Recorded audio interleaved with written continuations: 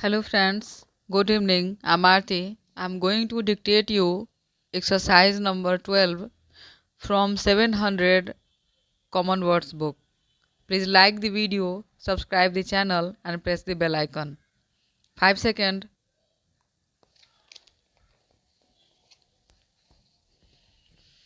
Start. The life story of the great man must end on the same note as the life story of the least important of men. We must come in our reading to the point where the great man gives up his work, leaving it to others to carry on what he has begun. His life, with all its wonderful interest, is past, and we who read are left with the memory of his life and with the results of his work. We know that this must be so, but we not always like a thing better because we know that it is certainly waiting for us. And it is not surprising to find that there are people who can take no pleasure in this form of reading because they know from the outset what the end must be. It is, however, no more profitable to run away, to turn our face from facts in reading than it is in life itself.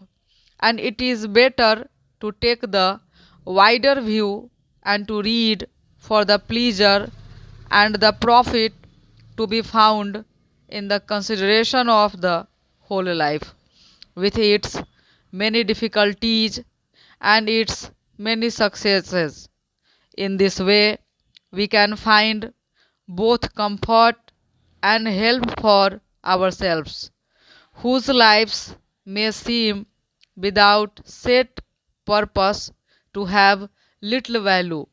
We discover perhaps that some person whose name has been to us like a great white light far away beyond our touch, that that person met in his early days with many of the same difficulties which we are facing now, that he, like us, had no special advantages, no clearly marked course to follow. Like us, he had to make his own way step by step, learning as he went. We find, for example, that one teacher helping his brother in a small country school, another worked on a farm, and a third made his first special observation while holding a small and not important position on a ship which was making its way on the South Seas. But these men did not wait for opportunity to come to them. They took immediate advantage of their conditions to make their own opportunity. In the book which we have especially in mind, we find that in most cases the man's work was valued during his lifetime, but the world is not always ready to take new ideas warmly to its heart. In every age, there are those who feel certain that there is nothing left for man to discover.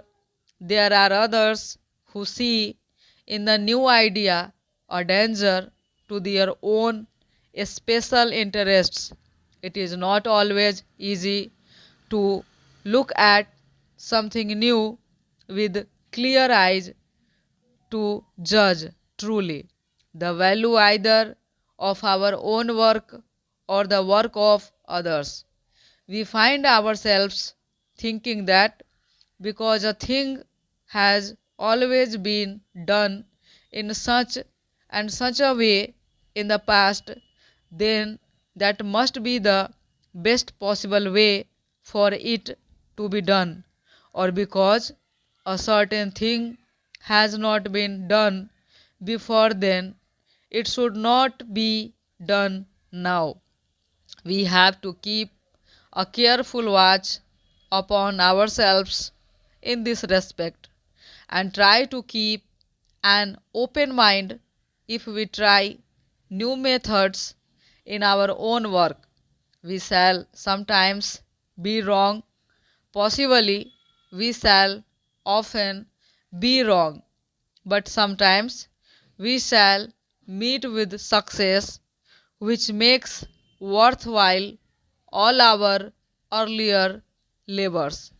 Probably no more than one or two men out of all the millions living today can hope to do something so important that it will influence world thought and world action throughout the ages to come. But the methods which have served the great men of any age and helped them in their great work have value for us today in our less important work. By marking the course taken by those who have been successful in their special fields, we can learn better how to deal with our own situation, our own difficulties in the field of thought and of action in which we are ourselves most interested. Stop.